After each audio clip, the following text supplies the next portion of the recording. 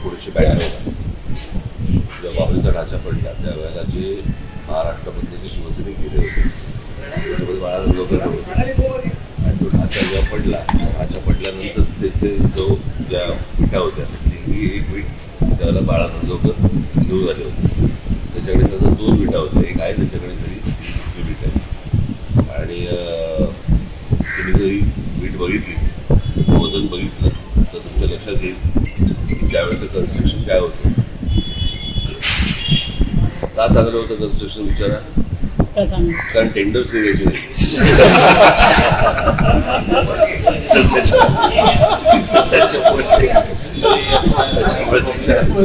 हातामध्ये मी देतो, तुम्ही याचं वजन करून बघा. नाही, हा तर ढाचा पाडल्याचा पुरावा आहे. आता बघा, राम मंदिर त्याच्या ज्या विटांमधनं बांधलं त्यातली पण एक वीट आणायची, म्हणजे ती उठली असेल की. कारण अजून मला असं वाटतं मंदिर अजून बांधायचं आहे, पूर्ण व्हायचं आहे.